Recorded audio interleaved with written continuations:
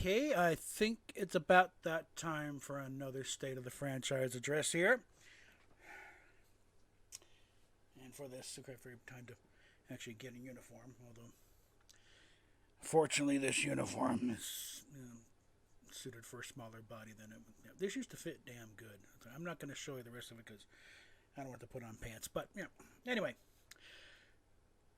we're at a bit of a crossroads now. We have just witnessed something actually really remarkable with the season 3 of Picard actually producing proper good Star Trek story. Everyone's in character. The technology is pretty consistent. And except for the few niggling holdovers from previous seasons that, frankly, Terry Matalas was kind of stuck with. Because I think if he had his druthers, it would have been completely mainline canon universe with no connection whatsoever to the past two seasons. He was stuck with, Picard being an android body and stuff like that. So he made the most of it. Actually, made it a major plot point in resolving this whole thing. So, but for the most part, I think a lot of the blowback we're getting from people over season 3 is just that they cannot let go of seasons 1 and 2. The damage to the fan base is that consistent. Because I didn't watch season 2. I only watched season 1. I thought, no, I'm not going to bother with season 2. So I have less to forget. Okay. And so I can take season 3 pretty much as is. For the most part, you can largely ignore the first two seasons.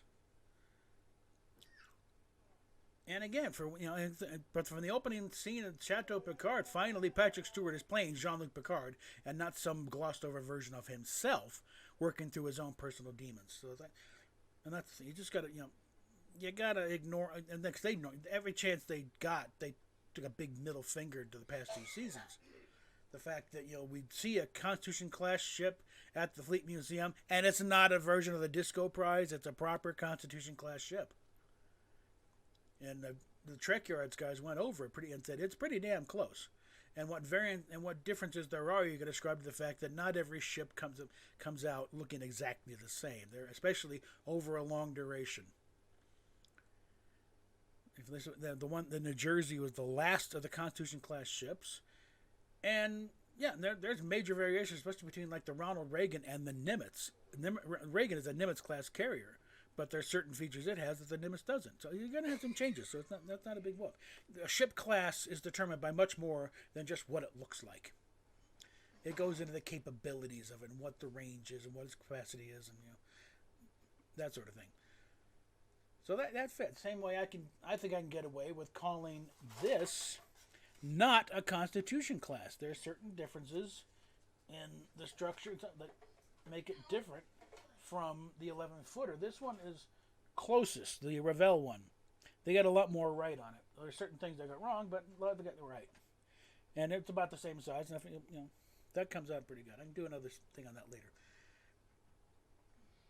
But when they did, it's like with Lower Decks. Whenever they have a chance to refer to the era that Discovery supposedly took place in, this was before the leap forward. They didn't. They referred to canon sources. Gary Mitchell, if they were going to acknowledge Discovery, they would have had him in that marching band uniform. They wouldn't have had him in his pilot style uniform. But if you zoomed in on that picture that silhouette, they would have seen a lot more like Jerry Lockwood. But he was in the proper, tan turtleneck top, and when they've been callbacks like ship designs and things, it's always been canon sources. You had a still frame of Kirk and Spock from the animated series. They had a freighter from the animated series. And they even had the 40-foot tall Spock from the Infinite Vulcan. Animated series, original animated series, is getting a lot of love from Lower Decks. So that's the thing. These people are this big. Anything that's come out on since then is New Trek and is garbage. You're using a brush broad enough to paint the entire eastern seaboard. Lower Decks is not part of the Kurtzman JJ timeline. Neither is Prodigy by all accounts. They had like one throwaway graphic on a whole bunch of graphics that look kind of like Discovery. Other than that, there's been bupkis. The episode Kobayashi Maru and Dahl is trying to go. It's not Ethan Peck's Spock that comes up. It's Leonard Nimoy. And every other one is canon sources. You know, it's like so. Yeah, when they've had the chance to, where it would be perfectly logical to invoke Discovery or Strange New Worlds, they don't. They stick to the established canon, and that shows that these guys love doing a Star Trek show. They're going to take full advantage of being in a Star Trek show. They're not paying any attention and taking advantage of the fact that Alex Kurtzman does not send them notes. He has nothing to do with the animated shows creatively, just like he had nothing to do creatively with the season 3 of Picard. And it showed when he's out of the room and not paying attention to it, things tend to work better. You get people who are actual fans and know how to deal with the material. Because Metalis took over season 3 completely. He was brought in fairly late on season 2. And he only managed the first few and the last few episodes. Which are regarded as the best ones, because you actually have Starfleet ships looking like Starfleet ships. And everyone seems to behave more like them, but the rest of the stuff in between is crap. But with season 3, which they pretty much jumped into right away. In fact, they were shooting some stuff for season 3 while they're still finishing up season 2, like the Q scene. They got that while they still had John Delancey on hand for the season 2 stuff. So here, throw this on, just do a scene with a kid. Here's the setup, go. You know. And John was probably delighted because, oh, so I'm not dying? No, come on, it's Q. You can't die. But, grape Kool-Aid. Anyway. But, Mike McMahon has said Kurtzman does not send him notes for Lower Decks. Doesn't say do this and do that. He'll send an occasional question, but for the most part, he leaves them alone. Mainly because during the pitch session, he made it quite clear that Mike McMahon has probably forgotten more about Star Trek than Alex Kurtzman will ever know. If you could ever get him at a convention where Kurtzman's not around, that's the problem. He keeps showing up at like San Diego Comic-Con, where you got the whole thing. You got the cast, and McMahon's at one, and then you got Kurtzman and Rod Roddenberry, who's only there for street cred, or geek cred, really. But I felt sorry for McMahon when this one kid asked him how he was going to deal with the Gorn issue, because he'd shown Gorn in Lower Decks looking like regular Gorn. It was a Gorn wedding that Rutherford got dropped in. A flashback there, but then of course showing how much attention the Kurtzman does pay to it, which is none. When they brought in Gorn for Strange New Worlds, they turned him into the Xenomorphs from Alien. This is not a spacefaring race. This is a bunch of parasitic lizards. And, does not jibe at all. It's like, just give a new name and create a new species, for God's sakes. This is where you got member berries, where they're just throwing a name on something that bears no resemblance and no connection to what you're referring to.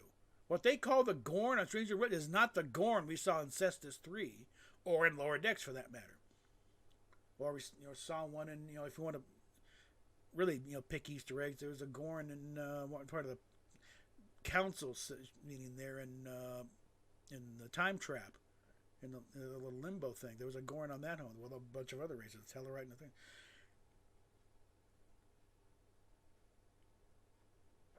But that's where you get a valid accusation of member berries, where they're just throwing a name on there that has no business being there. Half the cast of Strange New Worlds is member berries. Chapel has no business being on that ship at the time. Mbenga doesn't belong there. Uhura doesn't belong on that ship that early.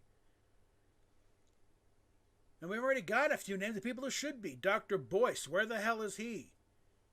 Jose Tyler, he should, that's why people are flocking to Ortegas. Hey, an original character. She's interesting. Let's do more of that. Nooney and Khan. This ship is just a few years away from meeting the Botany Bay and Khan himself. Why the hell would you put someone, a related, direct relative, descendant of Khan, Nooney, and Singh on that ship, serving alongside Spock, and you expect this to go on, and yes, it's time. No, it's no way the same. You just blew it right there. There's no way you're going to explain this thing when they find they got Khan. Hey, remember that security officer that was on here, Spock? Yeah, you worked with her a lot. What happened to her? Why isn't she here dealing with this? So that with the upcoming crossover between Lower Decks and Strange New Worlds, I hope they take the opportunity to finally put the final nail in the coffin. This is an alternate timeline. I want a running gag of Boimler going, "Oh, that's not right. That didn't look like. Why are they here? They don't belong on the ship here. Who the hell is that? That should be the running gag there, okay?" And supposedly Pike is going to go animated and spend some time on the Cerritos. And that should be interesting. Because you'll start looking and say, hey, that's not the way that happened. What the hell? Yeah.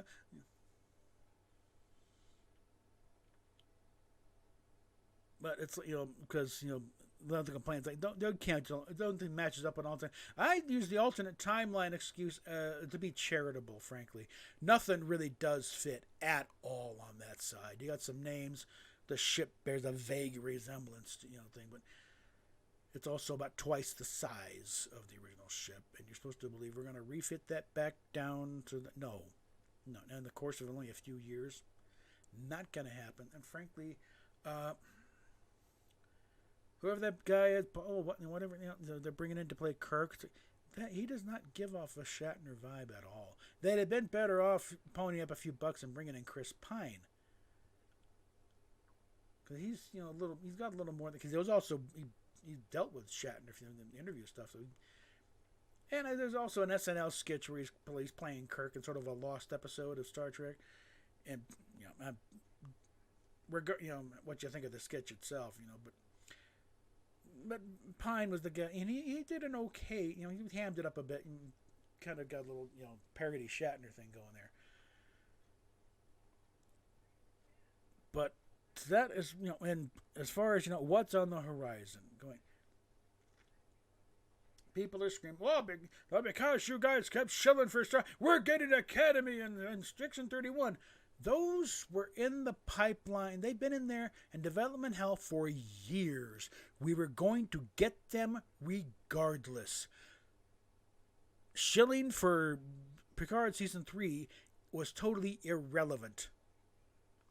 And in fact, the announcements come as soon as they did, is really Kurtzman trying to steal away some of the glory from Metalis. He couldn't stand letting him get all the praise. Hey, we finally got it back. Hey, I got over here. Look what I got over here. He made these announcements like the day before the big IMAX screening of the last two episodes. He just can't sit back and let people. He's got to hog. It's really hog all the glory and the credit that he can. Not only something like that where he's got to undercut other productions with making them out to trying to steal away the thunder, but also it's like the whole thing of not giving proper credit to other writers, stealing concepts from video game developers. And Asa Abdeen is just the most egregious one, but there's apparently Mass Effect stuff is in Picard. It's like, the guy is shameless. I'm surprised that there hasn't been, a plagiarism suit that, that took on the form of a class action lawsuit. He's ripping off so many people left and right. And like I said, that's the reason why we're not going to get an update to the Concordance anytime soon. Because, and in the words of Bijo herself, to me, they don't want to share the credit or the royalties. We thought we were actually chugging along there, but no, they're not even going to allow it. Because that would be too much acknowledgement to everyone else. That they did not create this out of the whole thing. And some guy named Roddenberry had a little something to do with it. No, Roddenberry had a lot to do with it, okay? I wonder how much they're paying Rod to not throw these guys under the bus. But yeah, it's like praising Picard Season 3 had absolutely nothing to do with Section 31 being approved or the Academy, sir. They've been working on this. The Academy idea has been in development for like 40 years at least. I think they're knocking around an Academy idea back when the original series was going around, but especially when Harv Bennett started pushing for his idea as a cheaper alternative to always bringing back the original cast. And this is slightly workable in the sense that you didn't have all the original characters of the Academy at the same time. Even amongst, it's debatable whether McCoy even went to the academy. He was a fully trained, fully accredited doctor before he went in. That would have just been like a 6-week officer training course, and boom, you're he's not a line officer. He got a rank because he's years as a physician. But these guys were not at the academy at the same time. I think you could probably argue whether or not Scotty actually went to the academy. He seems more like a prior enlisted, worked his way up, and again, OTC. Here's your stripes. There you go. But it's it's a constant screaming about you're the reason. No, you're the reason why we're not going. It's going to kill Star Trek after a while if you don't praise what comes along that's good. If we had totally dumped all over everything, regardless of how good it is, there must be stuff. No, burning it all down only burns it all down. We're not going to get anything to replace it if we just destroy it and make it quite clear we're not going to be happy with anything you guys do. Well, then we'll just stop doing it. I mean, there's maybe an argument for saying let the thing die. It's let the past die, kill it if you have to. Well, we'd be killing it at that point, okay? And how's that honoring Roddenberry? By letting the thing die, okay? No, what we need to do, and, part of the whole thing of, hitting Paramount up and saying we want more of what Metalis is doing. He's got it right. He knows how to work this thing. He knows material. Get more of that. And, when the Academy thing finally shows up in a couple years, or the Section 31, notice he's only getting one movie. He's not getting the series that he wanted.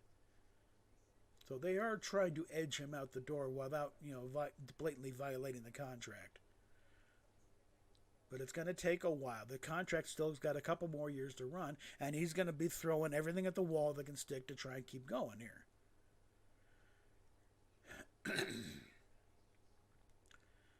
But when those come out, and they are, almost assuredly going to stink on ice, let them know. Don't even hate watch it. Just no, we're not going to even watch that crap. Okay, maybe catch the occasional clip to confirm everything, but otherwise, not playing. We want Terry back. Right now, he's doing the Escape from Witch Mountain remake over at Disney. I finally remember what he was doing. I know he was doing some kind of reboot thing, but he's going to do Escape to Witch Mountain, which I liked. I really liked that kid as a kid.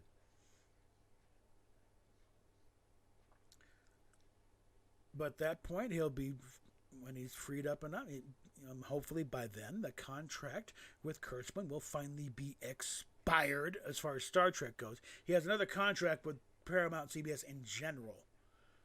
And that's for stuff like Hawaii Five-0 and Magnum and other crap like that. But it's get him away from Star Trek. And Paramount will be tickled pink about that, so we can finally get rid of this idiot who is running our, Crown Jewel franchise into the freaking dirt. And that's the thing, you have to let them know what we like, what we don't like. You don't just blatantly paint everything with, anything new Trek is trash, automatically. No, it isn't. You got to check it out first, okay? I remind you, everyone's getting on Rob Burnett about this whole thing. He was perfectly willing and ready to hate whatever came out of Season 3, based on the past 2 seasons. But he,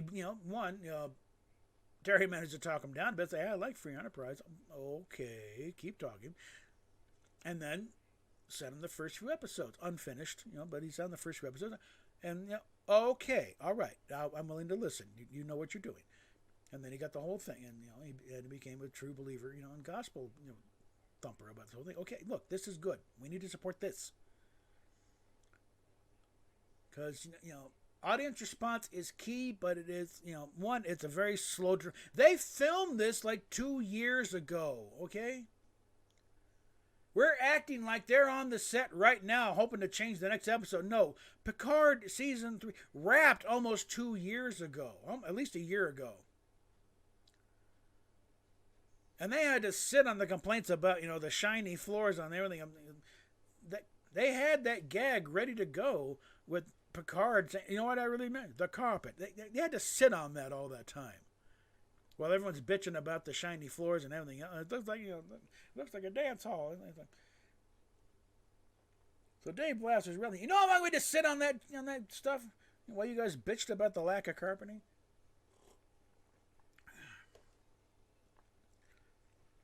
But again, what did he do? He brought in his own people.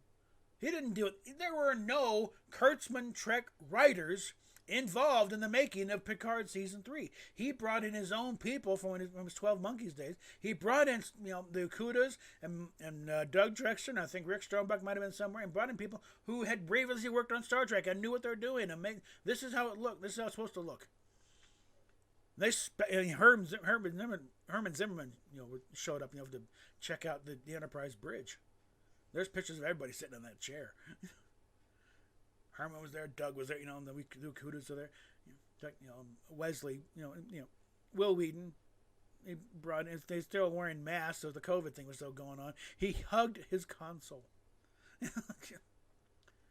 I mean, for the most part, I have very little use for Will Wheaton these days, but I can sympathize in that guy. Yeah, he spent 7, well, not really 7. He was several years of his life on that bridge. So it's like to come in and say, it's back.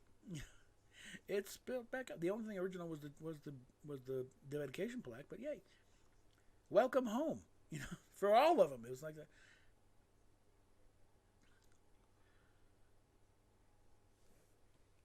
And it's like Critical Drinker said, this is fan service done right. The thing is, there's a bunch of fan wink. You're damn right it's a bunch of fan wink, and we frickin' deserve it. We've been putting up a lot of crap to get to this type of thing. Yes, service us, damn it.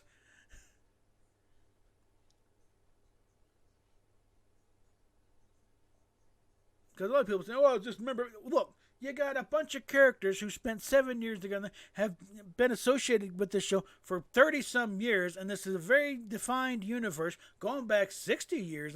How are you going to avoid making some references? You have to. Just between the interaction between the characters and their shared history, you're going to get some references here and there. You can't just call everything member berries because, remember this, If you're bringing up just because, remember that? Yeah, what's that got to do with anything? Not a thing. I just wanted to say, remember that. That's a member berry. But when you comes up, hey, wait a minute. We faced this before. Let's try it again. If it's relevant to the point at hand, it's not member berries. It's using the universe to your advantage for the story.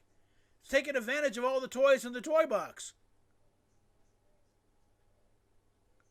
So that's the thing I'm getting sick and tired of. Everything's member berry. Well, no shit. It's a defined universe.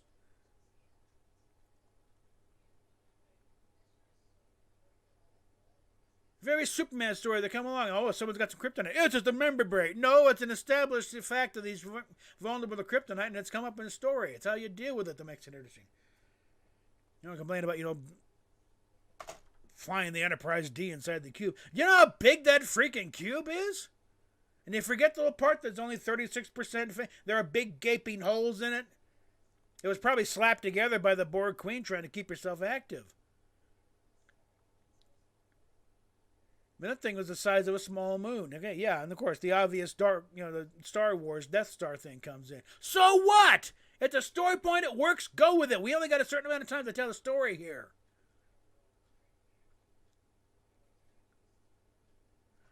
Some people think, how do they do this and that? Do you want to watch a story or an astronomy lecture going into the nuances of interstellar travel? They're like, how'd they get from there to there? They're working with the Borg. They had a transwarp conduit. Move on. That's like if you can come up, we shouldn't have to assume. We don't have the kind of time to. Okay, now what happened here, kids, is You do have to do a little bit of fill in the blanks yourself, guys, okay? You can't have everything spoon-fed to you.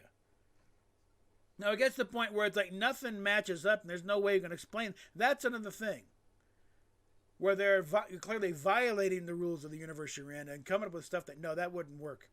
Then you got to gripe. But this is like, no, this works perfectly if you just, Yeah, make a very simple assumption. They're working with the Borg. You think they might not have a transwarp conduit be able to pump it and bing there? And the question is, what nebula? Who cares what nebula? For Christ's sakes, there's nebulas all over the freaking galaxy. Most of which we haven't even named. There may be catalog numbers. And they form and collapse and reborn. It's like, please, okay? You're looking for things to gripe about at that point. There may have been a name for the nebula, but either way, who cares? The nebula was not germane to the story, okay? The point is they were trying to deal with a very big, nasty ship. Which nebula was completely irrelevant. It's a nebula. Deal with it. Move on. Asked and answered. It's like...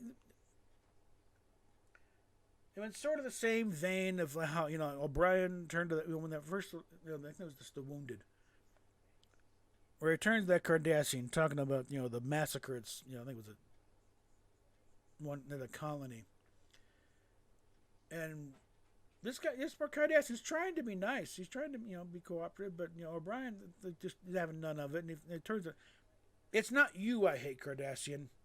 It's what I became because of you, and that made him sad, and he walked up. But in the same way, it's kind of like Kurtzman, JJ, it's not you so much I hate. It's what Star Trek has become because of you. And what Star Trek fandom has become because of you. I was told that on the director's commentary for the first JJ Trek movie.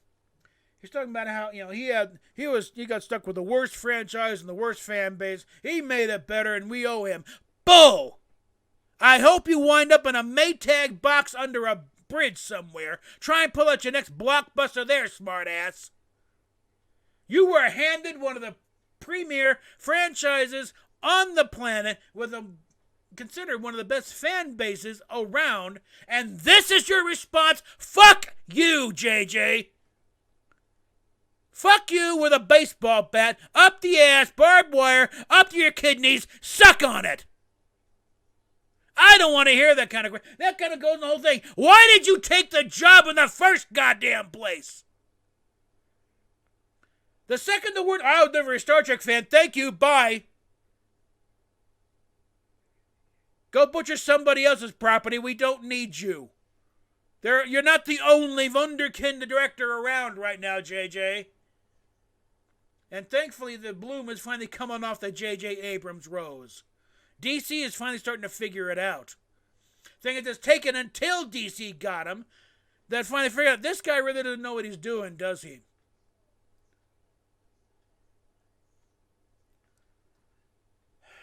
He has left the path of his own properties haven't exactly been that great shakes if you go back and look at them.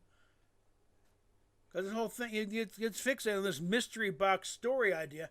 The mystery box only works if it's limited to it's just a MacGuffin. It's just a fancy word for for a MacGuffin. Hitchcock beat you to it long time ago. There's I think it was Literature Devil broke it down. It's like, if it's not really crucial to the plot, yeah, it can work because it's just it's really just a MacGuffin. It doesn't matter what it is. The fact that other people want it. Whether it's the Maltese Falcon or the letters of transit to get out of Casablanca. The plausibility of letters of transit being that crucial that do you think the Nazis would have seriously honored that if they really wanted to? No, they wouldn't have made it. But it's crucial to the story that you just ignore it and go on because it's a damn good story. And the Maltese Falcon whole thing, it's like it's like the resolution of finding out just what the hell it is. That's another case. It's not so much a mystery at that point. You find the mystery and guess what? It ain't what you thought it was. And the whole thing falls apart for them. And they all go off to jail. You get that moment. What is that thing anyway? It's the stuff dreams are made of. But once it becomes crucial, then the plot, when the nature of what is in the mystery box actually becomes crucial to the plot, you got problems. Unless you know what's in the damn box, you're gonna have a train wreck, and that's what Star Wars turned into. You had a big old mystery box, backstory for what is Rey, and he never determined that. They were still trying to figure it out while they were filming The Rise of Skywalker. It changed like 3 or 4 times while filming. JJ likes to set these things up, set them on the way, never deal with them again.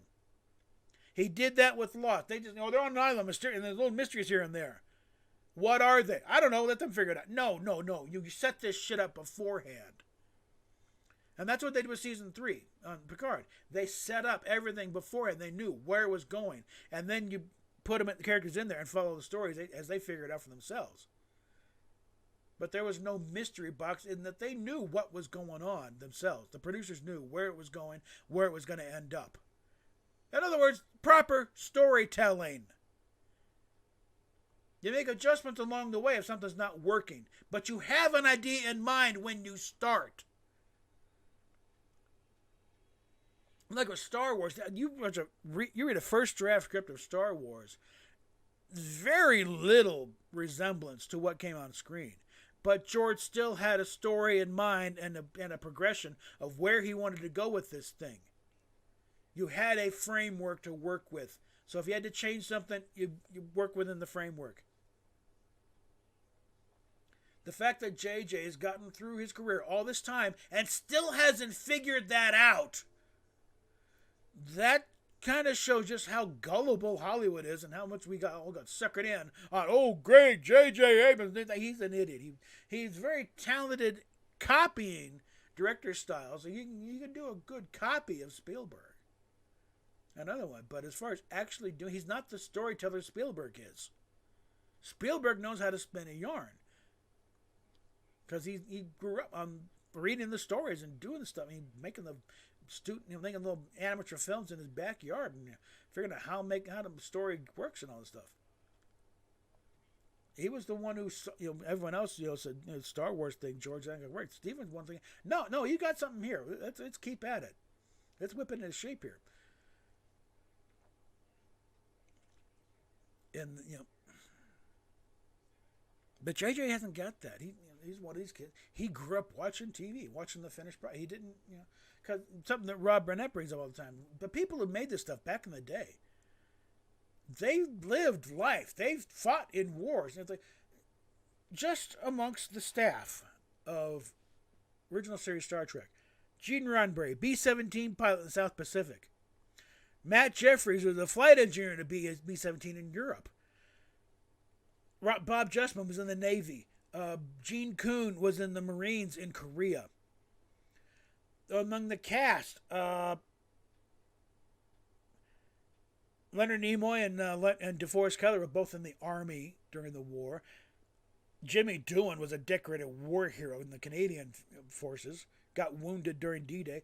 Oddly enough, he got shot up by another Canadian. Friendly fire. The Germans never laid a glove on him. It was another Canadian that almost killed him. George Takei, spent the time as a child in the internment camps. That doesn't excuse his behavior now, but he did go through it. He went through that nonsense. And Nichelle Nichols growing up in segregated America. So yeah, she knew that when she came in for her audition for Uhura, but they hadn't even named it. They didn't even have a character. All they knew was Roddenberry wanted her for something. She read Spock's lines for reading for the staff, and the whole thing where her name comes. She had a copy of the book Uhuru, and it is Swahili for freedom, but it was about the struggle for freedom in Africa, and Roddenberry cornered her as she was leaving.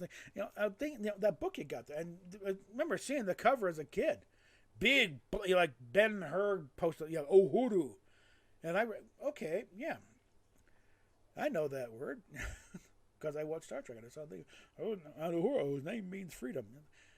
He saw that and I said, hey, I'd like that as a name for the character, but it sounds a little harsh. How about we change it to Uhura, feminize it a bit? We'll go with that, and that whole thing,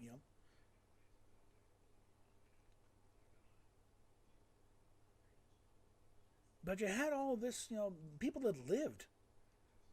The writers, had done previously, and also, again, a lot of them were established sci-fi writers. Some of them didn't know squat about writing for television, and those that did was for Twilight Zone. So it's like, yeah, you can do good on. Case in point, Harlan Ellison.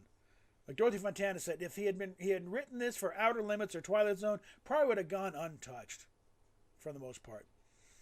The only cuts the edits would have been for the sake of budget. Like we can't have 50 talking statues. We've got to narrow it down a little better. But the fact that they had continuing characters, and we've got to live with these guys next week, Alan. Okay, we can't have Kirk abandon his command for a girl. He's got to be the hero. And Harlan Ellison really didn't believe in heroes. Everyone's a regular. Everyone's got their everyone farts and picks their teeth and whatever. And he wanted, it made more sense that Spock's the cold one, the emotional one. Kirk's in love, and sometimes there's some things you want to throw the universe away for love. No, you can't do that. These characters, because Roddenberry was trying to do like for Mad Max. We're going to give them back their heroes. He was trying to build up some heroic characters here. And that's where the loggerheads came in. And that's another story. And it's been told many times before. But we have a bunch of writers and producers that grew up just watching TV and movies with no real concept of what went into making these TVs and movies. I mean, even if you go back, George Lucas isn't that much older than me, okay? And I probably said, well, actually, my childhood was not much different than George Lucas's childhood, watching old movies on TV. And like the old Flash Gordon, he tried to get the rights to Flash Gordon, they wouldn't give it to him, so he made Star Wars. But again, a lot of things in the old Saturday morning, because independent TV stations around would run this stuff, like Saturday mornings. They'd run the old Flash Gordon serials or Commander Cody or whatever. But he also had a life. He was big into drag racing, hot rods.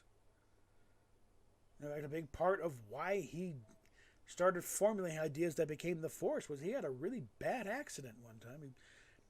Some kind of blowout, lost control of the car he was in, and he designed this racing harness himself, and said, I should not have been thrown out of that car, but thank God I was, or I'd have been dead, because this car basically got wrapped around a tree, quite literally, and he would have been in the middle of it. And the whole thing about how he shouldn't have been thrown clear, but he was, while he's recouping in the hospital, because you don't get crushed, but you do get yourself screwed up. I can speak that from personal experience. When I had my little encounter with a microburst in Florida in 2018, and I know I was buckled in, but somehow I got tossed clear. I don't know what happened there, but again. Good thing it did, because that side of the car was, it was pretty well crushed in. They'd have had real fun getting me out of that mess.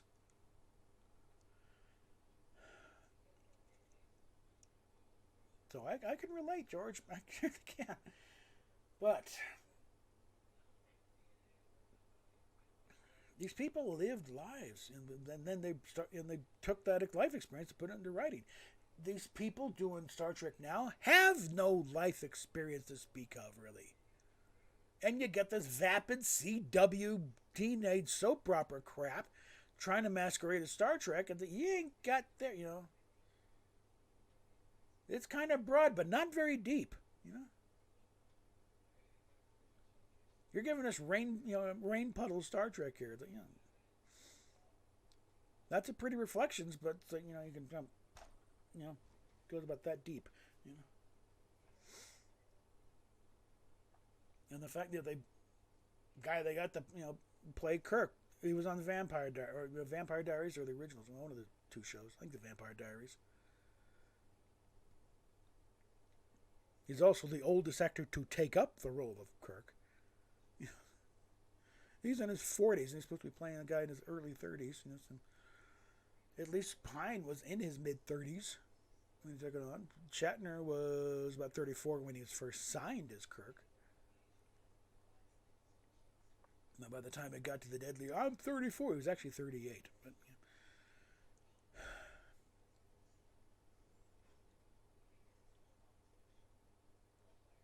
But we are,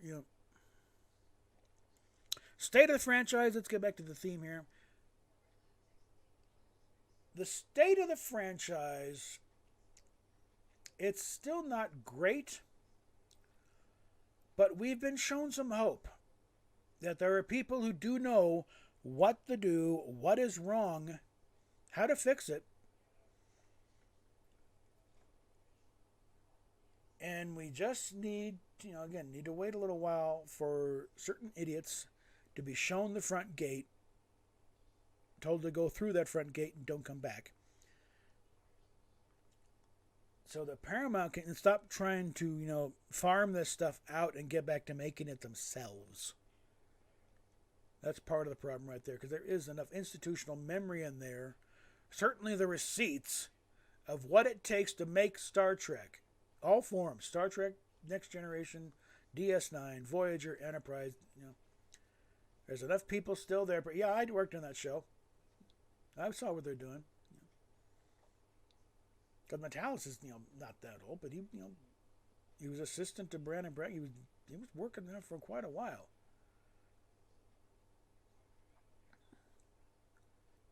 But again, you guys, oh my God, consider those of us who had to sit through the 70s, where it's like, yeah, I was watching it as a toddler with my dad.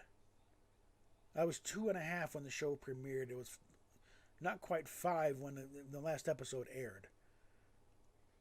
And for the most part, the show was on mostly after my bedtime, usually. But, so I knew the show, but I hadn't really consciously remembered. It was when, well, it's like when the animated series hit in 72, 73, I knew what it was, and I knew it wasn't the original. But it was finally able to watch it and pay attention and remember what happened.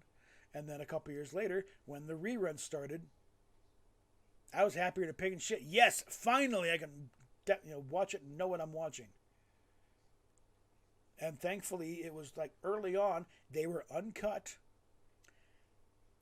And they ran them in production order. Because the thing is, the films go out, they got the production number on them, and vast majority of stations, they ran them in that order. You got to remember something, they just go by the number on the can. So it's like, from my point of view, air date order means absolutely nothing. Especially when you've already studied enough to say that the only reason they ran Mantrap because he was the only one that was really airable at that point and made a decent introductory episode. Because they had very few episodes available that were finished and edited, that weren't still waiting on effects work. And seemed to be a proper sci-fi story with the crew doing sci-fi things, being menaced by a sci-fi monster. It's also the first one where anybody actually died. But like some of the few available to air at that time, The Naked Time, that's not, Bob Justman thought it'd be great, but no, you have to know these characters first before you start screwing around with them. Before you know the impact of why Spock is in a corner crying. Like, okay, so what? The guy with the ears is crying. You got to know what he's about first before that makes any impact. And Mud's Women was another one that was available, and that one was like, we really don't want to start this series off with this, do we? And Enemy Within, that one, yeah, we're going to do a Jekyll and Hyde story before we even know who this guy, Kirk, is. No, that's not it. So Mantrap was kind of like the least offensive of the bunch on that scale. It's like, okay, we're kind of introduced to the crew here. They're out on the mission. They're doing things. Okay, yeah, let's go with that. But when you get them all together in production order, you get a better feel for the flow and the development of the show. Corbomite Maneuver really is a third pilot. If they know to get the effects work done in time, yeah, run that first, because this one you're being properly introduced to all the characters. And I think it's also the best summation of the thing, especially when towards the end, where they're about ready to go over and visit, and McCoy, what, you mean you're going to, what's the mission of this ship, Doctor? To seek out and contact alien life and let them know what our high sounding words mean.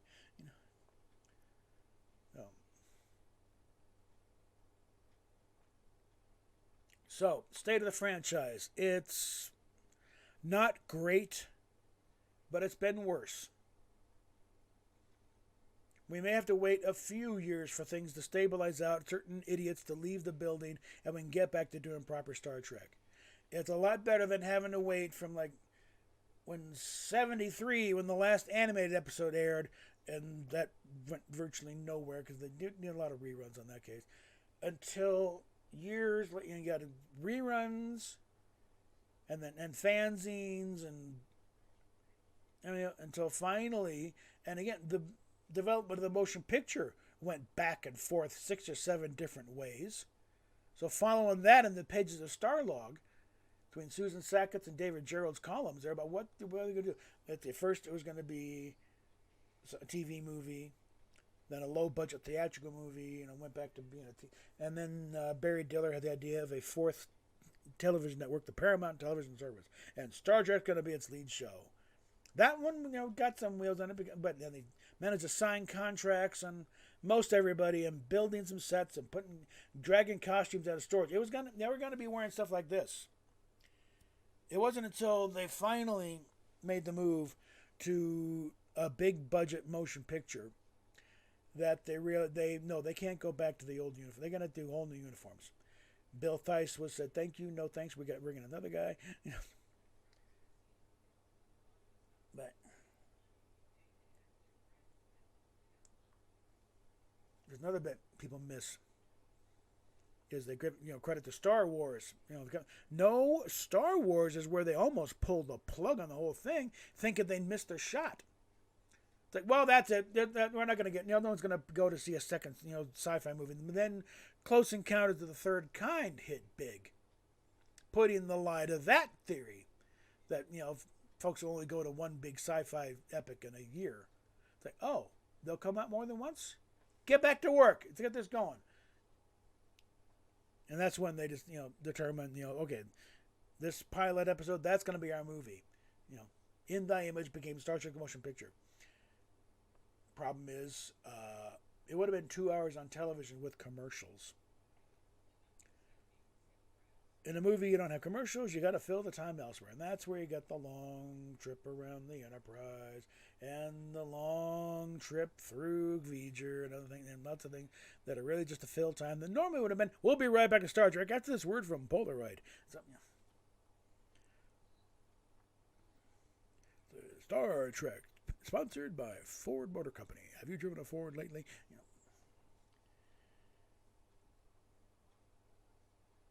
And so they got a lot of that. But it's still, a movie came out, it made a ton of money. And so, okay, we'll make another one. But Roddenberry, you're not going to be in charge of it because they blamed him for a lot of the overruns and stuff. And certain amount, because he did a lot of rewrites. The script was never really nailed down. They had 2 acts of a 3-act, the 3rd act. And there was a lot of improv there. It's like stuff thrown up on the scene. Shatner's throwing idea. Okay, how about if we do this and then that and then that happened and that. And he had to do this pitch like 3 times because he told Nimoy about that. He said, "Yeah, you got to tell Bob Weiss." He went to Bob Weiss. Okay, and then ran through it again. And then okay, let's go tell Roddenberry. And by then it's this is this 3rd performance of this. It's starting to get a little shaky. So and Roddenberry. We'll think about that. I don't know if they did it or not. Because even Shatner didn't remember what it is he proposed. But that was, how chaotic that was. And then, but that's going into history there. The only theatrical Star Trek movie I want to see Quentin Tarantino's Star Trek idea. Because it's brought up on Twitter that Bill and Ash are coming to my defense of that's about Captain when I finally went off on JJ. If you get in the money, we'd have and the first thing I do is get Quentin Tarantino's movie greenlit with the edict unfuck this mess. Because he doesn't, he's even told JJ Reddick, I don't understand. I don't like it. And Jason, I don't understand it either. Do what you want. You want the original thing? Yeah, go make it. Which kind of shows you how much JJ, has any affinity for his own material. It's like, you're going to toss it in the bus? Well, then why don't we just toss it in the bus for you, JJ, okay? Because I think Quentin Tarantino's thing, he would get as many of the original cast back as he could. It would be loud and profane and violent, but it would also be so canon adherent it'd be like, credit Bijo as one of the co-writers because of the number of times they referred to the concordance to match things up. Like, you may see somebody be boiled alive with a phaser or something. That's pretty broad for them. And if you got problems with profanity now, it's like, well, get ready for this. Again, by that token, it's like, Tarantino said, it'd have to be R-rated. I think it would have to be given the opportunity that if it, that it would get an R rating because he would not want to cut anything out. It wouldn't necessarily be R-rated by design. It would be like, that's just where the chips fall. This is the story we presented. And again, I'm convinced anything he would do would be so slavish to canon it wouldn't even be funny.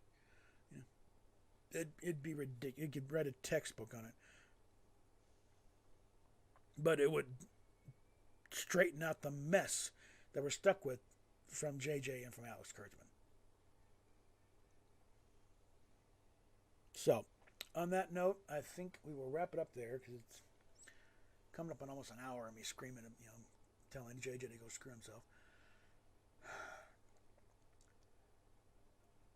But I'm just saying, patience, people. It will resolve itself, okay? Because Paramount, while they may not quite understand what they got, they are not idiots.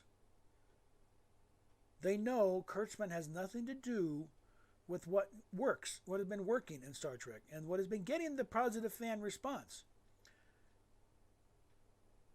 The people that like the old school fans, the more old school fans that like this Lower Decks and Prodigy and this season of Picard, than any appreciation for the Discovery or Strange New Worlds or the past two seasons of Picard.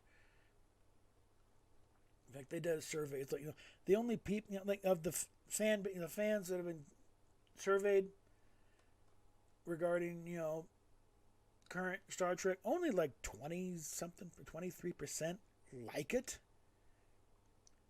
The other big chunks, it's like either they're waiting for it to get better or they just openly hate it. So it's like 70-some% do not like what they're seeing. That alone should give you a help. Because they read these things too. They know, okay, this is not working. We cannot sustain a franchise when over 70% of your audience hates what they're seeing. We got to fix this. And unfortunately, we're saddled with a contract with this moron who clearly doesn't know what he's doing, doesn't like the fans, doesn't feel he needs to treat the fans any good. Been so cavalier with the source material, it's like it is Star Trek in name only.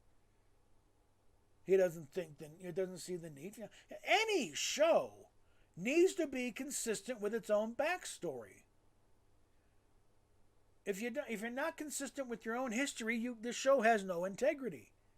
That's something like people like Steve Shives don't understand. I just want to see a good story. Well, I want to see a consistent universe here. I want to see a story that I can take seriously within that universe. I don't want to see something where it has all the weight of, oh my God, they killed Kenny, you bastards.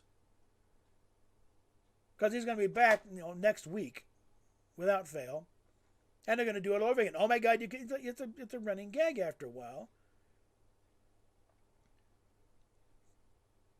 And it also shows this, if you don't care enough about your show to maintain a consistent, backstory, why the hell should we care about your show?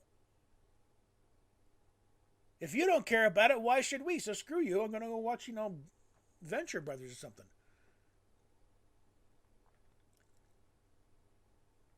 And people have been on television long enough know that, if you're going to maintain this kind of thing, you got to maintain adherence to your own backstory.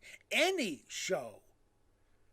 I'm not talking just Star Trek. Any long-running, continuing story, just set with a consistent setting and continuing characters, you got to keep track of your backstory. Because the audience does pay attention, and they will point this stuff out. I think the best example is with Cheers. You had a scene, and I mentioned this before, but like Frasier was talking about his dad in the past tense about how he was a great psychologist, and he inspired him to go into psychology himself. Fast forward several years, Sam Malone shows up on Frasier and meets Frasier's dad, very much alive and a retired cop. They didn't just blow it off like no one's going to remember that episode way back then. No, they addressed it. Yeah, Sam, I thought you said your dad was dead. Your dad was dead. You said I was dead. Well, you were arguing. You were fighting at the time. I didn't want to. I thought you said he was a psychologist. You told him I was a psychologist? Well, you were dead. What difference does it make? You deal with it, and you work it it works perfectly with those characters. And that's the way you deal with, when you give the audience credit for paying attention and liking your show enough to pay attention. Because let's see. How many, at least hundreds or sometimes $1,000 of, we spent on books and computer programs and other reference works. When you don't pay attention to it and you just blow it off, it doesn't matter. You just told your audience that they've been wasting their time boning up on this stuff and paying attention. That doesn't go over well. It shows open contempt for your audience, and audiences don't like being, shown open contempt for.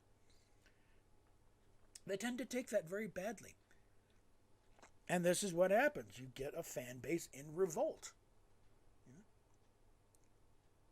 And the ones who are just entertained no matter what, well, they'll be entertained no matter what. If we can get a show that's consistent, and they'll still be sitting there like, oh, great, I like that, pretty pictures.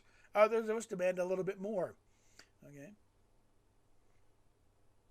I think we got it with Picard season 3. Problem is, too many people have been burned and are still willing to just burn the whole thing down and grab on any little perceived inconsistency and use that as an excuse to go on jihad. Which is a word I learned from the animated series, by the way. So anybody wants to blow off the animated series, I was just kidding. Oh, really? How many animated children's Saturday morning cartoons can you do where you can learn about the concept of a holy war? Or have open depictions of witchcraft in the Magics of Magus 2. You had Spock drawing a pentagram on the floor of the deck and practicing, magic rituals. And they did address the Salem witch trials. That's pretty heavy stuff for a Saturday morning cartoon. Or in yesteryear, you had putting down Ichaya, and that's making me well up right now. Just thinking about that, because that was the same age they put our dog to sleep, and I didn't take that well at all. Okay, there were a few accusations of murder being screamed by me as I found out we're going to put Pepper down because I still think it's stupid because the thing is he was on heart medication, but she kept going and eating the cat's food. Then move the cat's food. Don't kill the dog. I've never particularly appreciated my parents' willingness to put down our own animals. But that's, going off into other territory. So, okay. We're hitting right up at about an hour. So, patience, Padawans. All will be well in the end. If it's not yet well, it's not yet the end. So, I think Lower Deck should be next one up. Coming on. That one, yes, that is, I've said that is not a part of the Kurtzman Discovery timeline. It's still in proper Star Trek timeline. They're playing it for a laugh, but it's still part of the proper Star Trek timeline. And they're enjoying the hell of it. And they're going to pull every toy they can pull out of the sandbox and have fun with it. And it's a comedy, so just kick back and enjoy it, okay? Roddenberry himself said every episode doesn't have to be some deep and meaningful story. You can kick back and have a little fun. And if you do that, you might recognize that there's actually some pretty good Star Trek going on in the background. There's some pretty good storylines and development going along. So the pack leads became dangerous. That's not exactly a jokey thing. I mean, how many people died because of the pack leads during the course of lower decks? We saw ships ripped apart and destroyed by these assholes, okay? So that, yeah, you got the way they're reacting to situations is humorous, but like the situations themselves are pretty serious. And very much within the Star Trek universe. So I think people really need to cut this show a lot of slack and pull a few corn cobs out of her ass while they're at it, too. Because Star Trek was never adverse to comedy, okay? Roddenberry himself, tried his hand at some comedic stuff. He didn't like that it was becoming too comedic, because it was turned a little bit of, in his eyes, it was turned into too much of a joke fest after a while. But he was never adverse to comedy. Not everything had to be deathly serious, for God's sakes. I recommend looking up the on YouTube here the pilot APO 924. It was a show that he did. It was kind of like MASH before MASH. It was that kind of setting. Unfortunately, in 1964, it was 62. It wasn't quite something ready for the audience. The TV audience wasn't ready for something like that. But it's a good show. It run perfectly today. Rod, dig up some of these old pilots. You might be able to get a sale. Anyway, that's it. Like, share, subscribe. Click on some links below. We really need some help covering the rent this month. And so we need to get the subscription numbers up on this thing. We need to get some money coming in here. I hate to be so nakedly blatant about it, but we need help. So yeah, links down below. PayPal's the best. Patreon would be good to get that up and running and sustaining a bit more. I'm not sure what we could do on Patreon, but it's still a good income source when it's running.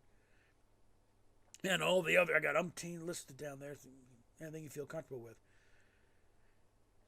And I'm going to try and get some more stuff going on here to get this channel up and running again. So, in that, we will talk at you later.